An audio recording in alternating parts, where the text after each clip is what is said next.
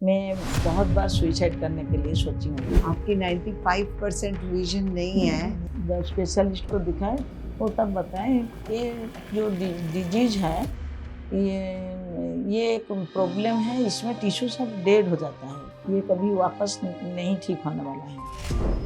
पहला 40 दिन ध्यान में गणेश भगवान को देखी। पहला दिन ध्यान में बैठकर मुझे तो पूरा एकदम रोना आ रहा था, जैसे मुझे लग रहा था मैं ब्रस्ट कर जाऊँ अभी, एकदम फुट फुट के रो पड़ूँ। तो हम सोचते हैं डिजीज होता है, हमको तो अभी ध्यान में आने के बाद पता चलता है वो डिजीज नहीं है, वो ब्लॉकेज शुरू होता है वहाँ से। कोई खराब लोगों को कुछ इंटेंशन खराब हो, वो कुछ आने वाला है, कुछ करने वाला है, उसको भी पहले से सपने से पता चल जाता है। कुछ मेरा चोरी हो गई वो भी सपने में आता है, कौन ले गया, कहाँ मेरा है, कौन सा सिचुएशन में मैं उसको देखी हूँ, उसी सिचुएशन में मैं उसको देखती थी।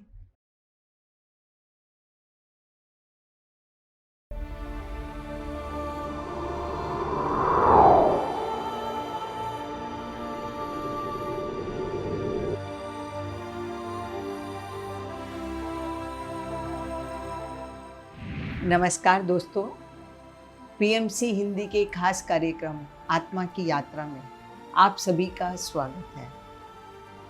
आत्मा, सोल इस धरती पर अपने अनुभवों के लिए आती है, अपने आप को और निखारने के लिए आती है। वो कभी फिजिकल चैलेंज लेके आती है, कभी परिस्थितियाँ ऐसे लेके आती हैं कि वो कुछ ना कुछ सीखती रहे और अपने आप को निखारती रहे। तो आज हम मिलेंगे सीनियर पिरामिड मास्टर से, जयंती मित्रा जी से, जो कि उड़ीसा से हैं और 2016 से ध्यान करती हैं। वो एक सीनियर सिटीज़न भी हैं। कैसे फिजिकल चैलेंज के साथ उन्होंने अपना जीवन जिया और आज भी वो इसको ब्लेसिंग्स के रूप में ले रही हैं, तो उन्हीं से जानते हैं उनकी इतनी सुंदर यात्रा को। स्वागत करते हैं उनका। स्वागत है जयंती मित्रा जी आपका आत्मा की यात्रा कार्यक्रम। नमस्कार जी, मैं भी आपके साथ हूँ, सबके साथ हूँ, पीएसएसएम के साथ हूँ। और ये जो पीएसएसएम का मूल संघ गुरु हिसाब से ब्रह्मर्षि पितामह पत्र जी इतना सुंदर प्लेटफॉर्म बना के हमको दिए हैं, जहाँ हमको हर तरह का यात्रा ज्ञान सब कुछ मिलता है। ऐसा दूसरा प्लेटफॉर्म हम आज तक भी नहीं मिले, इसीलिए शुक्रगुजार हूँ। पत्री जी को कोटि कोटि प्रणाम, पीएसएसएम संघ को प्रणाम, पीएसएसएम संघ का सारे वरिष्ठ कर्मकर्ता को, ध्यानी वर्गियों को, सभी को प्रणाम, आपको भी प्रणाम। जयंती जी, जैसा कि हम सबको पता है कि इस धरती पर आने के लिए हमें माता पिता एक माध्यम है, तो हम आपसे जानना चाहते हैं कि आपके माता पिता कौन थे और आपका जन्म कहाँ हुआ। मेरा माता का नाम है सुप्रभा और पिताजी का नाम है देवेंद्र नाथ। हम बोस फैमिली के हैं।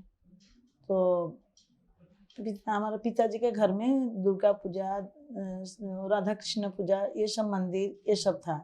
पर माताजी थोड़ा वैष्णव परिवार से, आश्रम से, मठ से होकर आए हैं, आध्यात्मिक भी थे। हमारे साथ उनका इतना कुछ हमको आगे आध्यात्मिक के लिए बढ़ाना या ध्यान में लाना ये सब कुछ नहीं था। वो उनके लाइन पर थे, हम हमारे लाइन पर थे। ऐसे अभी वो हमारे यात्रा में वो पिता माता का भी रोल होता है कुछ, ये भी पता चलता है। तो हमारा जो पिता माता को हम चुन कर आते हैं ये तो सचमुच है, क्योंकि वो स्पिरिचुअली होंगे तो हमको स्पिरिचुअल लाइन में ये आध्यात्मिक यात्रा करने के लिए हमको सहज होता है। नहीं तो बहुत चैलेंज भी लेना पड़ता है, उनको भी समझाना पड़ता है, ये सब करना नहीं पड़ा। तो मुझे बहुत स्कोप भी मिला। मैं जो भी कभी भी बचपन से मैं जो पूजा पाठ, जो मंत्र पढ़ना, ये सब मुझे बहुत अच्छा लगता था। बहुत सारा मंत्र में एकदम याद कर लेती थी, उसको मीनिंग समझना। संस्कृत के सब्जेक्ट प्रति मेरा भी बहुत वीकनेस है, बोला मेरा फेवरेट सब्जेक्ट था संस्कृत, उसके लिए भी मुझे बहुत हेल्प मिला।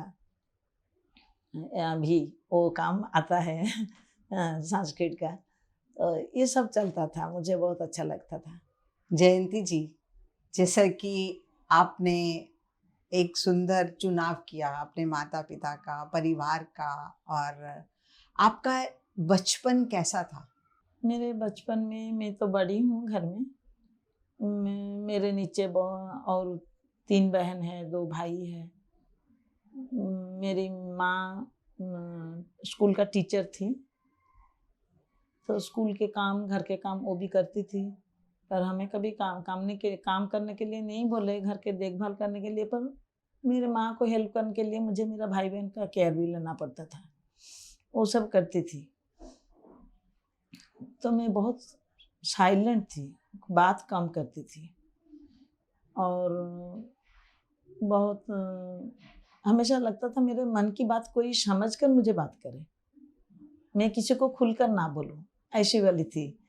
तो इसीलिए मैं बहुत साइलेंट थी, बहुत बात भी कम करती हूँ, पर सबके मन की बात मैं जान लेती थी, ये मेरा आदत था।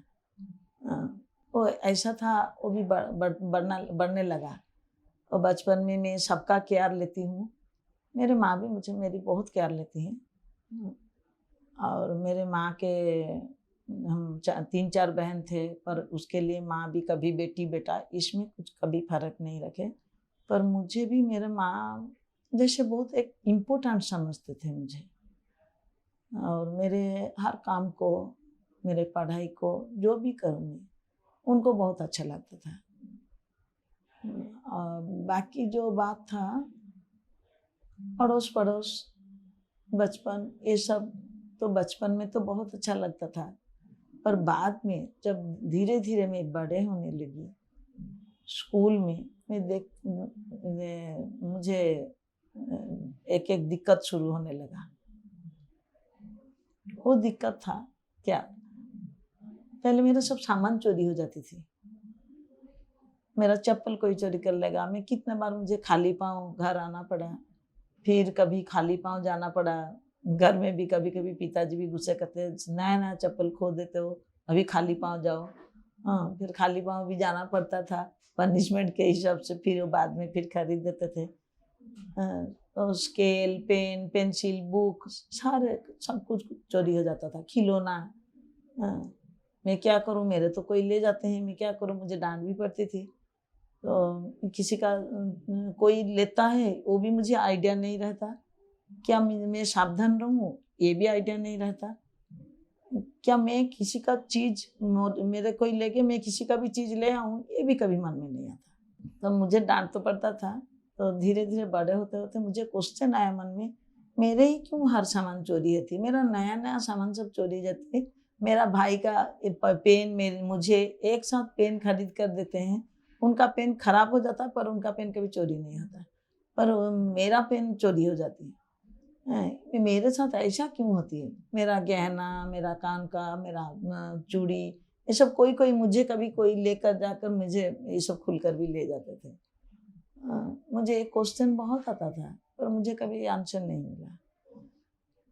तो इसी के वजह से भी मुझे और भी चुप होना पड़ा, क्योंकि मुझे बहुत गिल्टी लगता था, मेरा सब चोरी हो जाती है, मैं सही से कुछ संभाल कर नहीं रख पाती, मेरे ऊपर मैं खुद को दोषी मानती हूँ। इसीलिए भी थोड़ा मुझे डर भी लगता था, गिल्टी भी लगता था, इसके बारे में मैं चुपचाप रहती थी।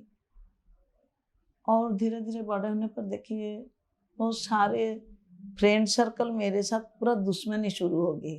कोई मुझसे जेलसी, बात करना नहीं चाहते हैं, कोई क्रिटिसाइज करते हैं।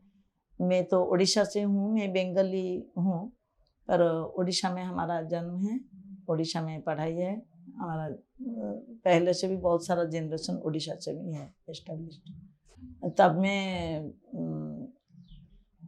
स्कूल में जब देखती थी, सारे के सारे मेरे साथ कुछ ना कुछ रिलेशन खराब होने लगता था। और स्कूल के बच्चे, स्कूल के टीचर के भी साथ थोड़ा थोड़ा होने लगा। कोई मुझे हेल्प करने की वजह से मुझे जैसे हेल्प ना मिले उसके उल्टा करते थे।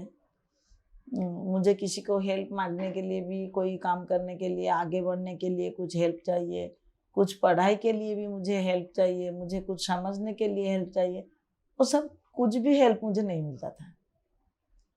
हाँ, घर में भी मुझे मेरा फाइनेंशियल कंडीशन भी बहुत इतना अच्छा नहीं था, इसीलिए माँ प्राइमरी स्कूल में टीचर थे, पिताजी का एक काम चलाने वाले बिजनेस थे। तो ऐसे हम बहुत ऐसे पुअर कंडीशन भी बोल सकते हैं, हम उसमें चलते थे, पर हम खुश थे। कभी हमारा वो गरीबी, हम गरीब है, हमारे पास ये नहीं है, ये होता तो अच्छा, ये फीलिंग्स भी कभी नहीं आया। जो हुआ है उसमें हम खुश हैं। कोई भी आ जाए हमारे साथ, कोई कुछ शेयर हो जाए, हमारे कपड़ा भी, नया कपड़ा भी किसी को दे दिया क्या, उसमें भी कुछ कंप्लेन नहीं था। सब हमारा वो सब खुश में चलता था। पर मैं कोचिंग लूँ, ट्यूशन मुझे चाहिए पढ़ाई के लिए, क्योंकि घर में मैथमेटिक्स ऑप्शनल नहीं पढ़ा सकते। अपर क्लास में इंग्लिश पढ़ाने के लिए भी नहीं होता, इसके लिए तो टीचर चाहिए। वो भी हमारा इतना ये नहीं था, फाइनेंशियल कंडीशन नहीं था। मुझे टीचर कोचिंग देंगे तो मेरे नीचे भी और सारे भाई बहन हैं। गाना सीखने का शौक था, डांस सीखने का शौक था, तो वो सब शौक सब अधूरा रह गया। मेरा बहुत सारा शौक है, पर हर शौक मेरा अधूरा रह गया। कभी वो घर में किसी के हारमोनियम लेकर थोड़ा सीखना शुरू किए, एक गाना सीखी तो वो फिर उसका हारमोनियम ले गया। ऐसे करके रह गया, जैसे अफसोस जैसे रह जाता है। मैं कभी मेरा मन की मुराद मेरा कभी पूरी नहीं होती, मैं जो चाहती हूँ कभी पूरी नहीं कर पाती, मुझे चांस नहीं मिलती। कभी चांस मिलेगा तो करूँगी, पर कुछ ना कुछ बाधा आती है, क्रिटिसिज्म आती है, ये सब होती है, तो उसको फिर मन में दबा के रखना पड़ता है। ऐसे बहुत सारा बात मन में दबाते दबाते बचपन से ही मेरा कुछ ना कुछ थोड़ा बिगड़ने लगा। हम सोचते हैं डिजीज होता है, हमको तो अभी ध्यान में आने के बाद पता चलता है वो डिजीज नहीं है, वो ब्लॉकेज शुरू होता है, वहाँ से ब्लॉकेज क्रिएट होता है, तब ऐसा ही होने लगा। जयंती जी, जैसा कि अभी आप बता रही हैं कि आपके चीज़ें चोरी हो जाती थी, आपके साथ अलग अलग तरीके के, या कोई इतना आपसे प्यार नहीं करता था, तो आपके अंदर कुछ ना कुछ गिल्ट आना शुरू हो गया। तो बचपन में आपके साथ कुछ और भी ऐसा होता था जिससे कि आप और नीचे की तरफ, आपकी सोच और नीचे की तरफ रहने शुरू हो गई, आप उदास रहना शुरू हो गए? ऐसे बचपन में कुछ तो हुआ नहीं, मैं ऐसे खुश थी क्योंकि मेरी माँ जो बेटी बेटे में कुछ फर्क नहीं रखते थे, इसीलिए मैं बहुत खुश थी। पर मुझे कभी जब बोलेंगे ना तू बेटी होकर ये बात नहीं करना चाहिए, क्यों बेटी को क्यों करना नहीं चाहिए, बेटा को क्यों करना चाहिए, ऐसे क्यों बोलते हो? हाँ, ऐसे बोलने के लिए मुझे ज़्यादा बेटी के तरफ, बेटियों के तरफ मुझे प्यार ज़्यादा बढ़ने लगा क्योंकि क्यों बेटी ये सब नहीं कर सकते, इसीलिए।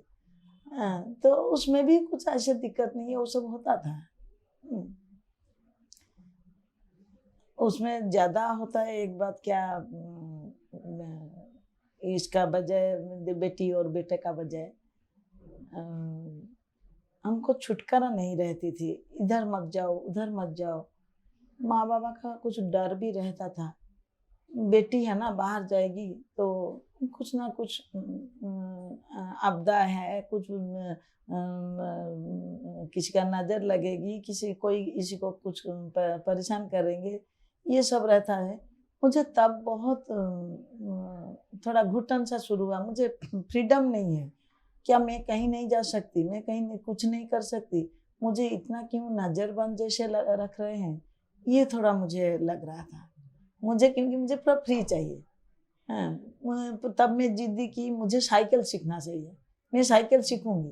तो फिर मुझे पिताजी साइकिल सिखाए, साइकिल चलाना सीखी। साइकिल चलाकर मैं जाती थी, 5-6 किलोमीटर भी जाती थी, साथ में पिताजी रहते थे, ऐसे होता था। पर बाद में मुझे पता चला एक्चुअली माँ का, मौसी का वो जो अंदाज लगाते थे वो सही है। मेरे ऊपर बहुत बुरी नज़र भी आने लगी, मैं कहीं भी जाती थी, कोई मुझे छुए, मुझे मेरे साथ कुछ भी गलत कर दिए, मुझे वो खराब लगता था। हाँ, क्योंकि लड़की लोग थोड़ा सेंसिटिव होते हैं, आते जाते भी कोई भी हाथ लगा देंगे उसके बॉडी में, उनको अच्छा नहीं लगेगा। बस में जर्नी करने पर भी कोई पास बैठ जाएगा तो अच्छा नहीं लगेगा, क्योंकि वो थोड़ा सेंस को जान लेते हैं, पहचान लेते हैं, ये इनका इंटेंशन अच्छा है या बुरा है। ये मेरे साथ बहुत होने लगा, इसको सामना भी बहुत करना पड़ा। वो भी मुझे लगता है कि हर लड़की के साथ ऐसे होती है ना, मेरा ही भाग्य ऐसे है, मेरे साथ ऐसे होती है। इस ये भी मेरे एक साइलेंट का कारण बन गया। मैं किसी को कुछ खुल कर नहीं बोल सकती, बता सकती। हाँ, कोई क्या सोचेगा, क्या बोलेगा। हाँ, कभी कभी ये सब डर रहता है। पर बाद में भी मुझे बोले जो तू कॉलेज मत जा, पढ़ाई मत कर। ऐसा क्यों, मैं क्यों कॉलेज मत जाऊँ? तो वहाँ कॉलेज जाने के लिए भी मुझे थोड़ा बहुत सावधान होकर जाना पड़ा। कॉलेज में भी वो ऐसे तो कमेंट करते हैं, कोई धक्का लेकर लगा दिया, कोई कुछ कर दिया, वो हम थोड़ा सेंसिटिव होकर ले लेते थे। तो और भी ऐसे कभी कभी सामना करना पड़ता था इसको। और एक बात भी मैं शेयर करना चाहती हूँ। इसके साथ मुझे बहुत सारे सपने भी आते थे। कुछ घटना घट गई या सामने घटने वाला है, इसके ऊपर भी सपने आते थे।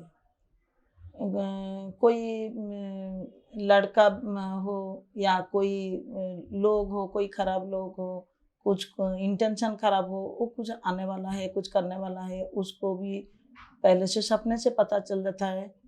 और कुछ मेरा चोरी हो गई, वो भी सपने में आता है, कौन ले गया, कहाँ मेरा है, कौन सा सिचुएशन में मैं उसको देखी हूँ, उसी सिचुएशन में मैं उसको देखती थी। मुझे तब पता चल जाता था मेरा सपना पूरा सही है। हाँ, वो सपना बचपन से लेकर अभी तक भी बहुत सारा होता था, ध्यान के बाद थोड़ा कम हो गया। आपको बचपन से एक इंटेंशन थी, मतलब बस समझ थी कि आपको अगर कोई किस इंटेंशन से देख रहा है, कोई लड़का आपको स्पर्श कर रहा है या आपके साथ बैठा है, उसकी नज़र क्या है, आप उसको रीड कर लेती थी, समझ जाती थी स्पर्श से ही। तो इसका इम्पैक्ट आगे आपके जीवन में क्या पड़ा? हाँ, ये बहुत अच्छा क्वेश्चन किया आपने। इसका इम्पैक्ट क्या क्या है, वो माइंड रीडिंग मेरा ना बढ़ गई, बहुत बढ़ने लगा। हाँ, जब मैं किसी को देख लेती थी, उसका माइंड में क्या है, मैं उसको क्या बोलूँ, वो आंसर क्या बोलेंगे, मैं किसी को घर में जाऊँ, वो मुझे क्या पहले बात करेंगे, मैं उसको रिप्लाई क्या दूँ, वो हर कुछ पहले से मेरा माइंड में आ जाता था, पूरा मैचिंग हो जाता, लाइन बाय लाइन मैचिंग हो जाता था। हाँ, तब मुझे भी इतना सारा माइंड रीडिंग करते करते मुझे भी एक बार लगा, ये सारा दुनिया को मुझे खराब लगती है, सारा दुनिया का सचमुच खराब है। हाँ, मैं इतना माइंड रीडिंग क्यों करती हूँ, कैसे क्यों, मुझे नहीं चाहिए किसी का माइंड रीडिंग। ऐसा लगा मुझे, क्योंकि मुझे भी शांति चाहिए, मुझे सिंप्लिसिटी चाहिए।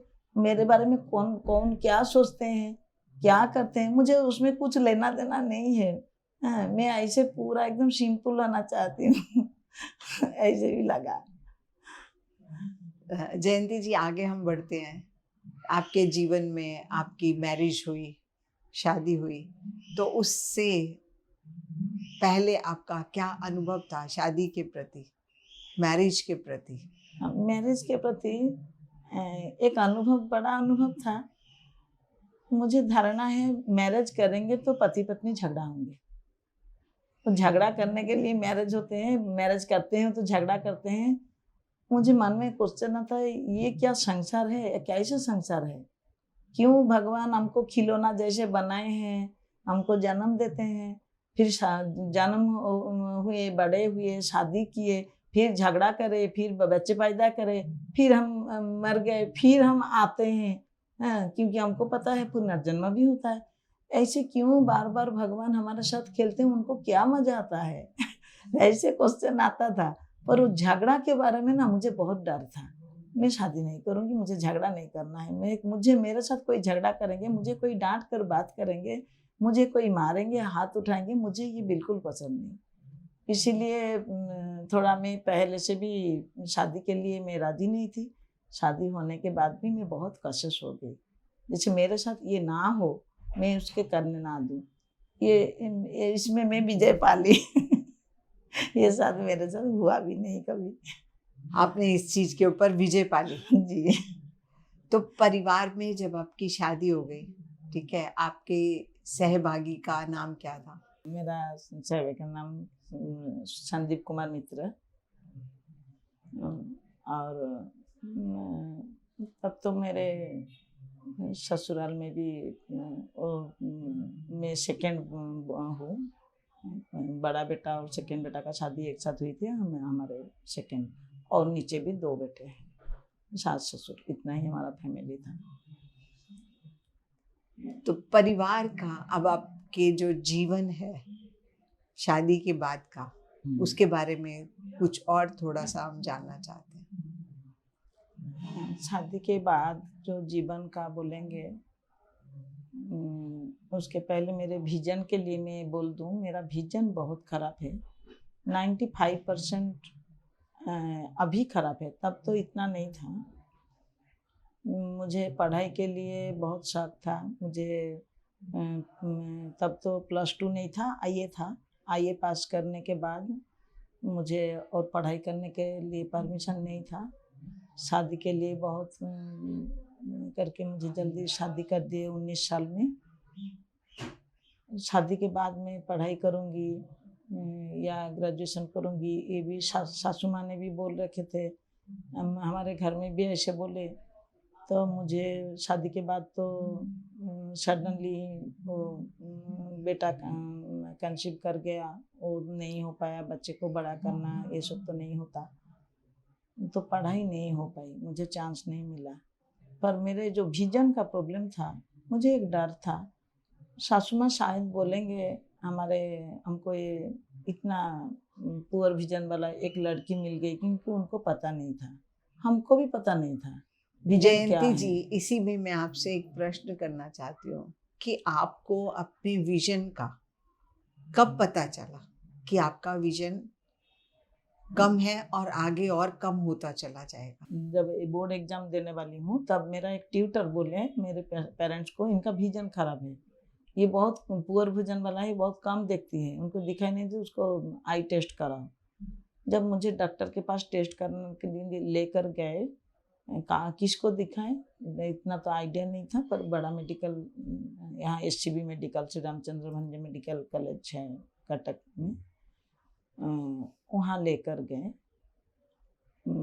वहाँ डॉक्टर जब देखे, उनको ऐसा वाला पेशेंट कभी देखे नहीं थे, क्योंकि मेरा वो सारा पेरिफेरल विजन थोड़ा खराब है, वो स्पॉट करके देखना नहीं होता। वो जब देखे बहुत सारा टिश्यू डेड है, रेटिना प्रॉब्लम है, और ये तो ऐसा कभी पेशेंट देखा भी नहीं, हमारा उनके कोर्स में भी, स्टडी में भी नहीं आया। तो वो ऐसे मुझे विटामिन ए का ट्रैकोमा बोल के विटामिन ए कैप्सूल देकर 30 डेज के लिए छोड़ दिए। उसके बाद एक आई स्पेशलिस्ट को हम दिखाने के लिए सोच रहे थे, उसी के बीच मेरा शादी तय हो गई थी, शादी हो गई।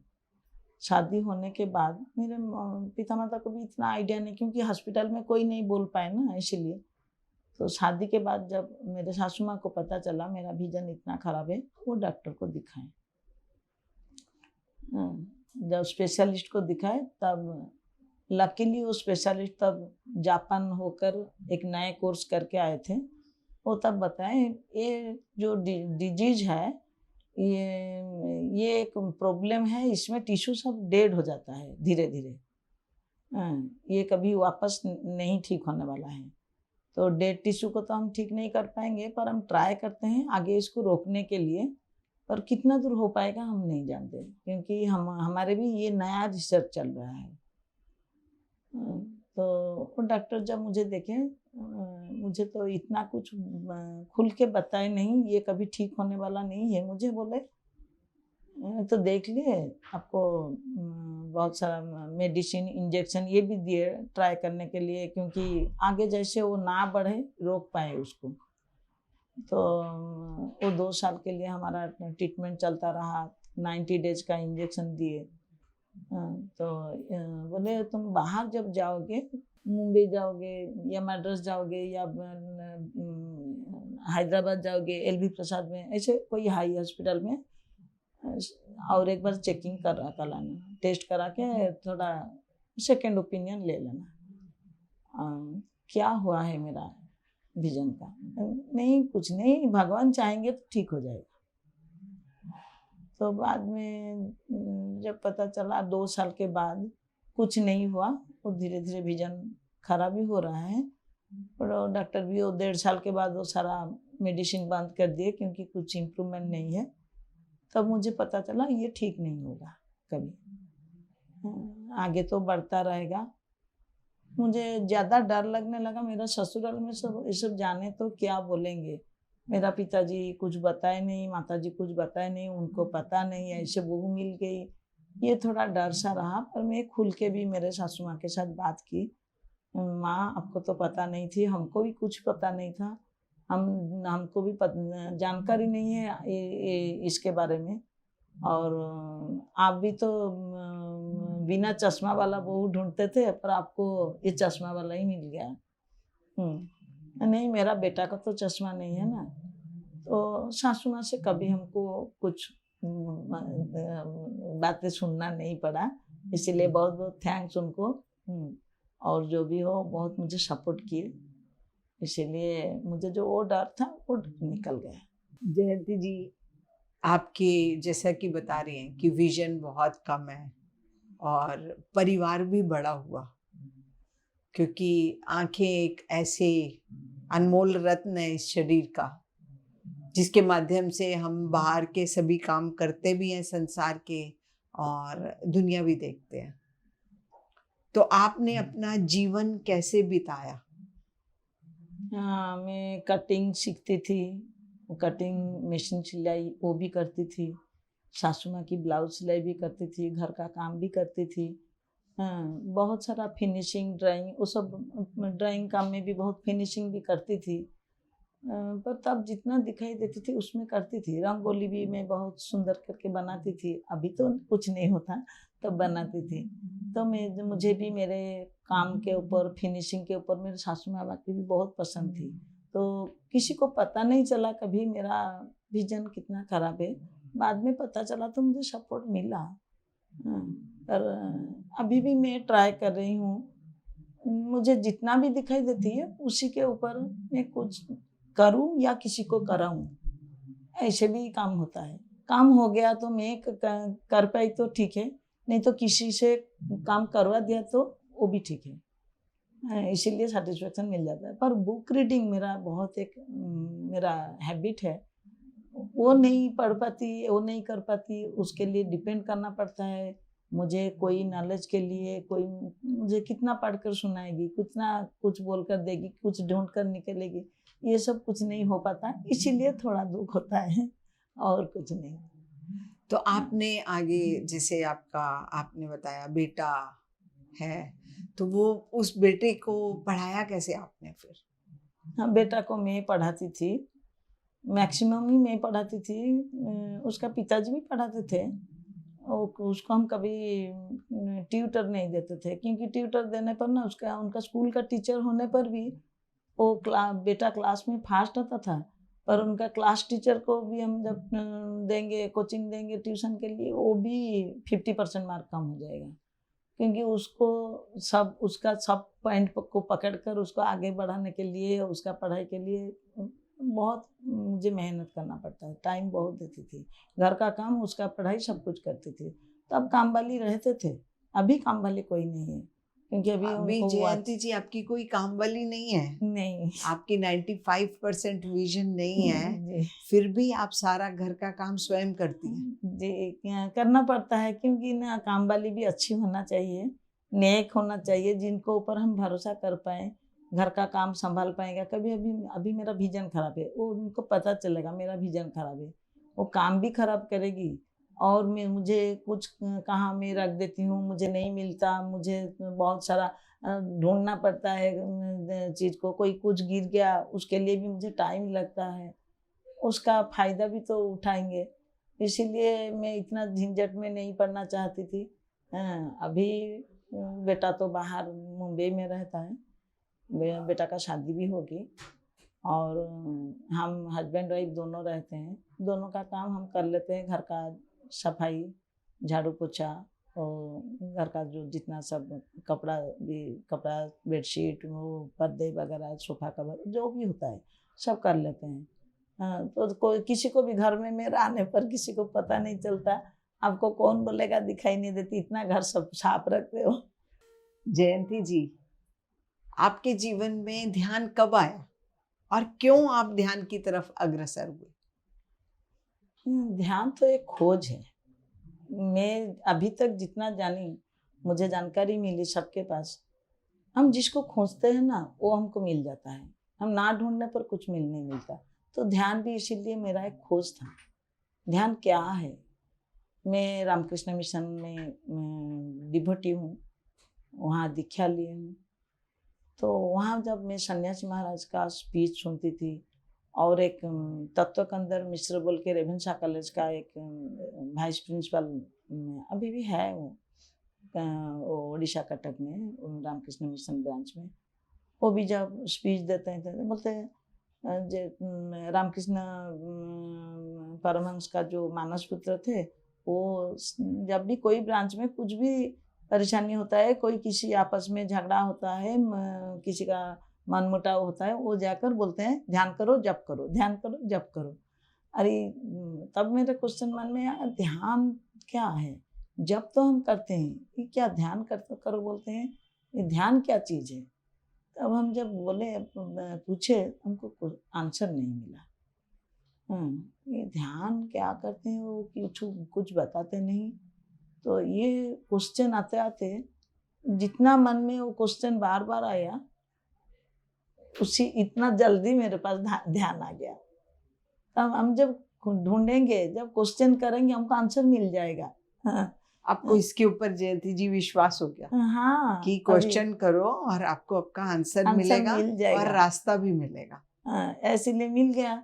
तो ध्यान की मास्टर भी मिल गए, तो हमको अपने आप ऑफर आया, ध्यान करोगे?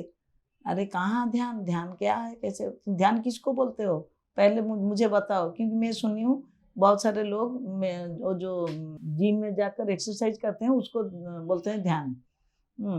तो ध्यान मतलब क्या बोलते हो ना, मेडिटेशन, और मेडिटेशन का मतलब क्या ना, ध्यान। ये तो ना, हाँ, मुझे वही मेडिटेशन वही ध्यान चाहिए।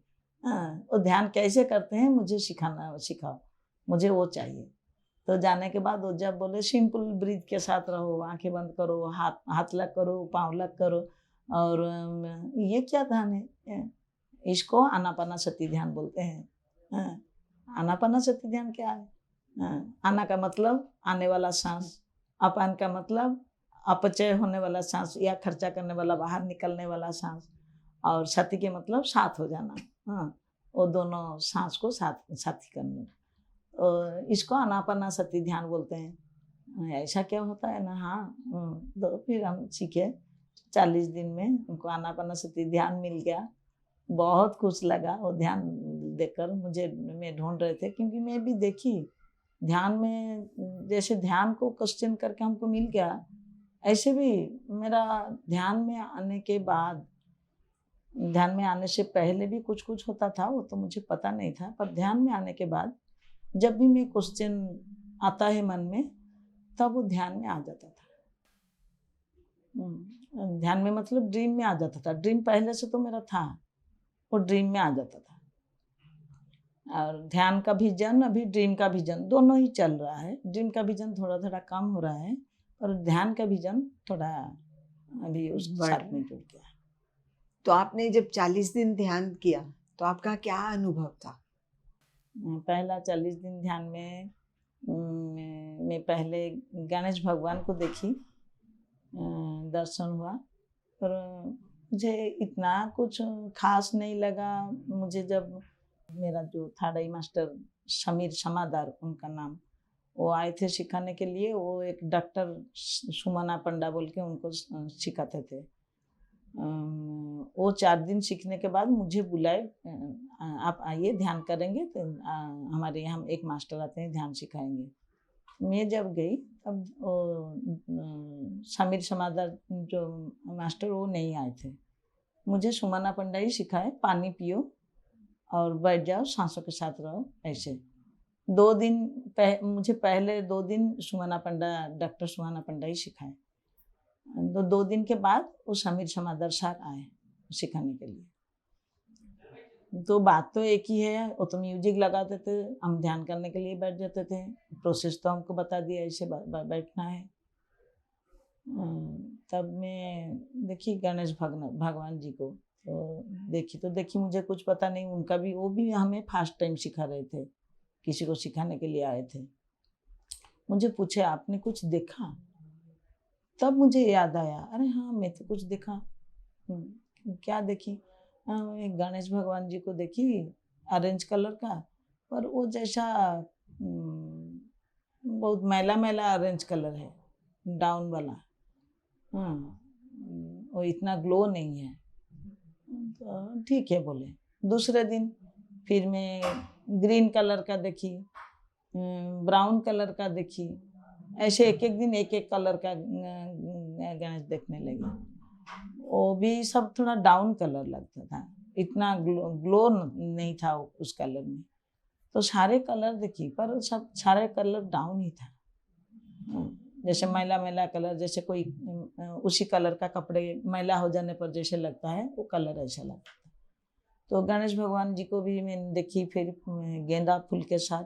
वो गेंदा फूल भी मुरझा हुआ फूल था। उनके बारे में वो मास्टर जी डिकोडिंग करके बोले, फूल का मतलब होता है मन, और मुरझा हुआ फूल मतलब मुरझा हुआ मन। तुम्हारा मन उदास है, क्या पहले से उदास थे, शादी में फूल यूज किया कि नहीं, ये सब पूछे। सचमुच शादी में भी फूल यूज नहीं हुआ था, और बचपन से भी उदासी भी थी। वो उदासी भी तब भी कंटिन्यू कर रहा था। पहला दिन ध्यान में बैठकर मुझे तो पूरा एकदम रोना आ रहा था, पर मैं शर्म के बारे उसको दबा कर रख दी। जैसे मुझे लग रहा था मैं ब्रस्ट कर जाऊं, अभी एकदम फुट फुट के रो पड़ूं। पर रोने का कारण क्या बताऊं, क्यों रो, किसके सामने, ये बोलकर मैं दबा दी। तो वो दबाने का भी वो आगे भी ये चलता रहा, इसीलिए। तो फिर वो ध्यान में 40 दिन तो हो गया, बहुत सारा अनुभव हुआ। मुझे ये भी एक अनुभव हुआ, जो गणेश जी को हम देखते हैं या कोई भी भगवान को देखते हैं, कोई जो जिस भगवान को जिस रूप में पूजा करते हैं, ध्यान में पहले उसको दर्शन जैसे भी होगा, क्योंकि उसको क्रश करके फिर आगे बढ़ना होता है, नहीं तो उसमें रह जाएंगे। ध्यान में 40 दिन कंप्लीट होने के बाद उसके अंदर भी 40 दिन के अंदर भी मेरे भी बहुत सारा अनुभव आ गया। बेटा का शादी के बारे में कुछ होता है, बेटा कहाँ जाता है, कुछ करता है, क्या सोचता है, वो भी सब दिखाई देने लगा। एक एक बार थोड़ा थोड़ा झलक एक एक झलक दिखाई देने लगा। तो उसके बाद 40 दिन के बाद मेरा जब आगे बढ़ा, मैं थोड़ा डिसकंटिन्यू हो रही थी, कंटिन्यूस नहीं कर रही थी। कोरोना के बाद मेरा कंटिन्यूस हुआ। मैं ग्रुप क्रिएट की, उसके बाद ग्रुप में मेडिटेशन करने से और शेड विजडम कोर्स करने पर वहाँ भी थोड़ा हुआ।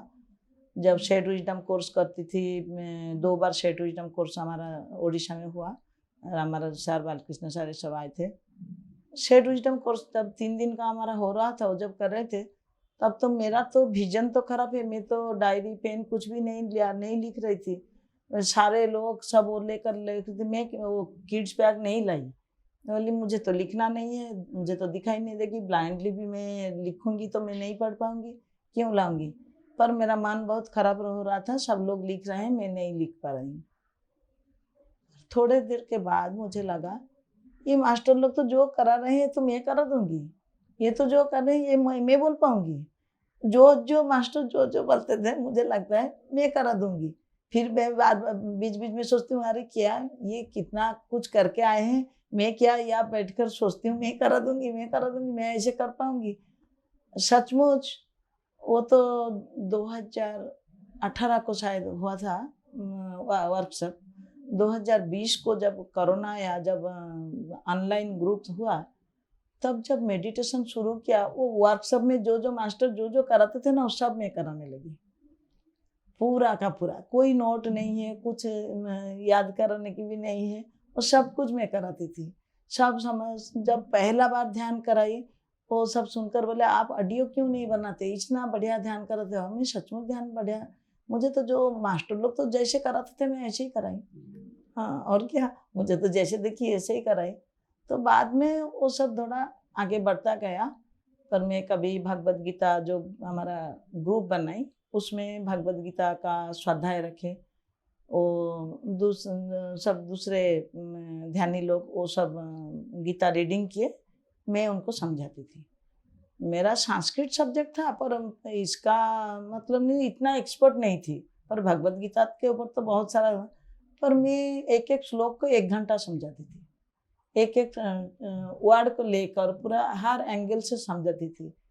कभी कभी मुझे भी थोड़ा ये लगता था, मैं तो कभी भगवद गीता नहीं पढ़ी, पर जितना सारा भगवद गीता सब समझाते थे, सब प्रवचन देते हैं, उसमें से मैं कभी प्रवचन सुनने भी नहीं गई, क्योंकि मेरा पिताजी का बहुत रेस्ट्रिक्शन था, कहीं नहीं छोड़ते थे, इसीलिए। तो उसके ऊपर मेरे ज्ञान कहाँ से आया, इतना कैसे मैं बोल पाती हूँ, ये क्वेश्चन आया मेरा मन में। पर तब मुझे पता चला, नहीं, वो मेरा पूर्व जन्म से है। मैं जो भी कुछ अभी पढ़ती हूँ, क्या कुछ करती हूँ, बुक रीडिंग पर भी एक स्वाध्याय चल रहा है, पर मैं आगे तक बोलती हूँ। हाँ, तब तक रीडिंग नहीं होता, मैं आगे तक बोलती हूँ। सब वो लोग बोलते हैं मैडम तो ये सब बोल दिया, हम दो पेज छोड़कर पढ़ेंगे अभी ऐसे बोलते थे। मैडम को कैसे आना हो जाता है, आ जाता है।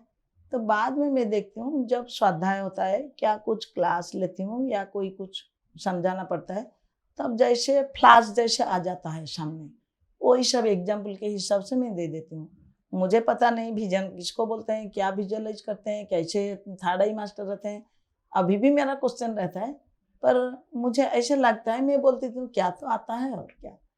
हाँ, और सारे सपना, ध्यान और पूर्व जन्म के बारे में भी मैं सोची। मेरा सुइसाइड टेंडेंसी बहुत था, और एक बात है, सुसाइड हाँ, टेंडेंसी। मैं बहुत बार सुइसाइड करने के लिए सोची हूँ, क्योंकि वो सारे फैमिली मैटर भी रहता था। कभी कभी हमारा ससुराल में भी कुछ इशू रहता था, हस्बैंड वाइफ में भी कुछ झगड़ा हो गया। ऐसे करने के लिए मुझे 2-3 बार मैं सुइसाइड के लिए अटेम्प्ट की।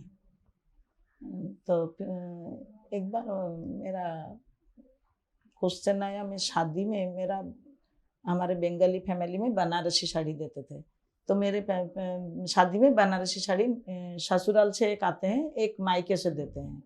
तो दोनों तरफ से ही एक ऑर्डिनरी साड़ी था, एक साउथ सिल्क, एक बहुत कम दाम वाला साड़ी था, पर बनारसी नहीं था। मुझे देखकर बहुत रोना आया, कोई एक तरफ से भी बनारसी नहीं आया, ऐसे साड़ी आया। हाँ, बोलते मुझे बहुत दुख हुआ। तो मुझे मेरे माँ भी मुझे बोलते थे, कभी मैं दूसरों को जब कभी किसी का शादी होती थी, मेरे चॉइस का जो शादी में पहनने के लिए मैं सोचती थी मुझे ये कलर वाला चाहिए, मैं उनको सब वो कलर वाला खरीद कर देती थी। माँ को पता चल गई, इसको ये कलर पसंद था, ये बनारस, ये ऐसे ही बनारसी चाहती थी। पर हमारा कोई एक रिलेटिव बोले तुम बनारसी मत खरीदो, हम देंगे उनको गिफ्ट, पर नहीं दिए। मेरे साथ धोखा हुआ, मुझे कोई नहीं दिए, मैं ऐसे सोची। तो मुझे जब बनारसी के बारे में बार बार मैं सोचती रही, एक बार मुझे एक वो सपना आ गया।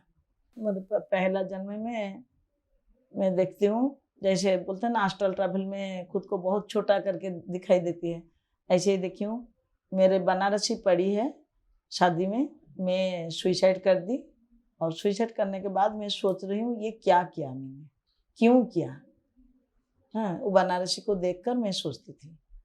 हाँ, उसके बाद मुझे पता चला, इसीलिए मुझे शायद बनारसी नहीं मिली शादी में, और वो जो सुइसाइड टेंडेंसी है इसी से अभी कंटिन्यू कर रहा है। ये ध्यान में आने के बाद भी था, ध्यान में आने के बाद भी एक बार की थी ऐसे। तो उसके बाद थोड़ा कंट्रोल हो गया, मेरा ध्यान कराना जितना ज़्यादा बढ़ गया, अभी ये थोड़ा पूरा बंद हो गया। अभी मेरा रेजिस्टेंस पावर इतना बढ़ गई, मुझे कुछ भी दुःख, कुछ भी परेशानी मुझे कुछ नहीं अभी लगती। जयंती जी, जैसा कि आपकी लाइफ में इतना बड़ा चैलेंज है और आप सभी काम के साथ साथ आगे भी बढ़ने लग गए, आपने ध्यान में पास्ट भी समझ आनी शुरू हो गई और आपका जो इनर ज्ञान है, इनर दृष्टि जो है, आपके अंदर की दृष्टि वो बढ़नी शुरू हो गई, जिससे कि आप बिना पढ़े भी किसी चीज को बहुत आसानी से एक्सप्लेन कर पा रही हैं। तो हम एक चीज और जानना चाहते हैं कि आपके बहुत से ऐसे शौक थे, आपके कुछ फियर थे जो बचपन से चलते आ रहे थे, क्या वो फियर और वो शौक पूरे हुए? हाँ, फियर मेरा एक पानी वाला फियर था। पानी में मैं उतरने के लिए डरती हूँ, मेरे साथ कोई रहने पर पानी में उतरूँगी, नहीं तो पानी में नहीं उतरूँगी। और हाइट का एक डर है। मैं जो बड़ा-बड़ा चरखी वाला झूला, उसमें भी मैं नहीं उठती, क्योंकि वो बचपन में मैं एक बार उठी थी, बहुत चिल्लाकर मैं मुझे रोक दिए थे, मुझे उतार दिए थे, फिर वो लोग सब झूला में झूले। तो मुझे उस दिन से आज तक कभी भी मुझे झूला में जब भी उठूँ मुझे डर लगता है, मुझे हाइट में। तो अभी ध्यान में आने के बाद मुझे वो थोड़ा लगा, ये डर को हमको खुद को ही हटाना पड़ेगा। जितना फियर हो, हेटनेस हो, कुछ भी हमारे साथ हो रहा है, उसको हमको थोड़ा एक्सेप्ट करना पड़ेगा, तो हट जाएगा। तो इसीलिए मैं 2022 में मैं गई थी महाअवतार बाबा के वहाँ वहाँ उत्तराखंड में जाकर पैराग्लाइडिंग करके मेरा हाइट का डर भगा के आई हूँ। वाह, और अंडमान गई थी, वहाँ स्कूबा ड्राइव करके पानी का डर भी भगाई। हाँ, बहुत ही सुंदर चीज है हाँ, और कि सब लोग बोले स्कूबा ड्राइव में कैसे गए, आपको डर नहीं लगा क्या? और मेरे साथ तो गाइड है, मेरे जीवन तो उनके पास समर्पण है। हाँ, मैं क्यों डरूं? तो इसीलिए मुझे डर नहीं लगा, मैं जाकर आई हूँ। वो भी बोले आपको विजन खराब है, आपको तो दिखाई नहीं देगी। वो टेस्ट लिए, टेस्ट लेने के बाद ठीक है, आप एंजॉय करना चाहते हो तो जाइए, बोल के छोड़ दिए। तो गाइड भी गए। तो वहाँ भी मेरा पानी का थोड़ा एंजॉय किया, पर बाद में भी तब भी पानी का डर था। अकेली पानी में नहीं जाऊँगी, कोई होगा तो किसी को पकड़कर मैं सर डुबाऊँगी, नहीं तो डुबकी भी नहीं लगाऊँगी, ना पकड़ने पर। अभी मैं जब सोची नहीं मुझे स्विमिंग सीखना है, मुझे डर को भगाना है। चांस नहीं मिली अभी तक स्विमिंग सीखने के लिए, मिलेगा तो करूँगी ज़रूर। हाँ, स्विमिंग सीख लूँगी। पर इसने सोचने पर ही मेरा 60-70% डर गायब हो गया, क्योंकि मुझे फिर सपने में दिखने लगा, मैं पानी में खड़े-खड़े तैरती हूँ, पानी में डर नहीं। पहले मुझे लगता पानी आ रहा है, मुझे भसा कर ले जा रहा है, मेरा बेटा को ले जा रहा है, घर में डूब रहा है, हम ट्रेन के ब्रिज में जा रहे हैं तो ट्रेन गिर जाएगा पानी में, हम डूब जाएंगे, ऐसे लग रहा है। अभी वो सब चला गया। जयंती जी, आपने अपने जीवन में, अभी आपने बोला कि जब आपने अपना जीवन समर्पित कर दिया, तो हम जानना चाहते हैं आप पत्री जी से कब मिले, जिनकी प्रेरणा से आपने इतना बड़ा कदम उठा लिया? पत्री जी से मिलना वो भी एक जीवन का एक बहुत मूल्यवान चीज़ है, क्योंकि मुझे तो पता नहीं था ध्यान क्या है। मुझे जो ध्यान सिखाने के लिए आए हैं, मैं जानती हूँ वही ध्यानी है। पर वो जब बोले हमारा एक व्हाट्सएप ग्रुप है, एक सांग है, तो ग्रुप क्या है, सांग क्या है, तब तो फ़ोन के बारे में पता नहीं था। तो हमको एक दिन वो ग्रुप में जो व्हाट्सएप भेजे हैं, व्हाट्सएप डीपी में एक पति जी का फोटो था। तो मुझे कांता जी है, कांता डुगर, ओडिशा का, बहुत बहुत आगे बढ़कर काम करते हैं, आपका नाम सुना होगा। तो कांता जी वहाँ प्रैक्टिकली 7-7 दिन का एक ध्यान कैंप बनाकर ध्यान सिखाते थे। हम वहाँ इंडोर स्टेडियम में जाकर उनके साथ 7 दिन ध्यान किए। वो वहाँ एक फ़ोटो लगाए थे, बोले ये हमारा गुरुजी है पत्री जी। ये कौन सा गुरुजी है ना, ये हमारा ये ध्यान का गुरुजी है। हमारा गुरुजी तो समीर सर है, ये कौन सा गुरुजी है? नहीं नहीं, ये अभी आएंगे, 1 महीने के बाद आएंगे, आप आओगे उनसे मिलोगे, अच्छा लगे। वहाँ पहुँची तो एक मंदिर में आने वाले थे, उनसे पहले पहुँच गई। उससे बड़ा बड़ा पोस्टर दीवार में लगा था, देखिए सफ़ेद कुर्ता सफ़ेद पायजामा में उनका फ़ोटो लगा है। तो यार ये बूढ़े को मैं कहाँ देखी हूँ, ये कौन सा बूढ़े, ये कहाँ है, कहाँ से आए? इसको क्या गुरुजी बोलते हैं, इसको मैं कहाँ देखी हूँ? पर उनको मैं सपने में देखी थी। तो फिर मुझे बाद में थोड़ा रिकल करने के पता चला, डीपी में मैं देखी हूँ उनको, उसी एक ही तरह देखने के लिए। हाँ, ये जो डीपी में जो है मैं उनको देखी थी सपने में। अरे इन्हीं का तो फोटो यहाँ लगा है, अरे ये दाढ़ी वाला कौन सा है? और आने के टाइम जब एंट्री कर रहे हैं पत्री जी, तब देखें अरे ये क्या डॉन है। ऐसे वो जीन्स पैंट पहने थे और टी शर्ट पहने थे। तो यहाँ तो उनको वाइट इसमें देखें, गुरु बोल रहे हैं, जीन्स पैंट टी शर्ट पहने हैं और ये तो डॉन जैसा लग रहे हैं, ये कैसा गुरु है? जयती जी, जैसा कि आपको अभी तो पूरी तरह से पता चल चुका है कि आपका 95% विजन नहीं है और आप जीवन चला रहे हैं, ये 95% से भी ज़्यादा हो गया। हाँ। और आप अपने जीवन को अच्छे तरीके से चला रहे हैं। आज की डेट में भी आपकी जो ख्वाहिश है कि आप स्विमिंग करोगे, ठीक है, वो आपने अभी भी बरकरार रखी हुई है और जब आपको मौका मिलेगा तो आप ज़रूर करेंगे स्विमिंग, ऐसा मुझे लगता है, क्योंकि आपकी इच्छा शक्ति बहुत है। परंतु इस स्टेज तक पहुंचने के बाद और अब आप ध्यान भी करती हैं, तो आपकी जो विजन नहीं है, आप उसको किस तरीके से ले रही हैं? नहीं, अभी मैं ध्यान के आने के बाद हमको ध्यान का भी एक नॉलेज मिलता है ना, इतना सारा बुक रीडिंग करते हैं, इतना सारा एक्सपीरियंस शेयरिंग होता है, उसमें से कुछ तो हमको एक्सपीरियंस मिलता है, कुछ दूसरे का एक्सपीरियंस से भी हमको ज्ञान मिल जाता है। तो अभी हमको पता चल गया, हमको ये मेरे जो विजन का ये मेरे लिए ब्लेसिंग्स है, ये मैं खुद ही चूज करके आई हूँ। हाँ, क्योंकि मुझे भी इस विजन में कैसे काम करना है, कैसे आगे बढ़ना है, एक ब्लाइंड भी कैसे काम करती है। मेरे पास तो कुछ भी विजन है, एक तो कंप्लीट ब्लाइंड, वो तो विदाउट विजन में काम करते हैं, तो उनको भी मैं अनुभव करती हूँ। मुझे इसीलिए ब्लाइंड को भी ध्यान सिखाकर उनके एक्सपीरियंस सुनने के लिए मुझे भी बहुत क्यूरियोसिटी है, क्योंकि मैं तो एक एक कलर देखती हूँ, मैं फिर इधर उधर होती हूँ, कलर के ऊपर डाउट आती है, वो तो बिल्कुल नहीं देख पाते। तो वो एक्सपीरियंस में क्या बोलेंगे, ये चक्र का कलर क्या देखी हूँ, रेड या ब्लू या कि कैसे वो एक्सप्लेन करेंगे, ये भी मुझे मेरे से और उनमें से कंपेयर करके मुझे एक क्यूरियोसिटी भी आती है, ये रहता है।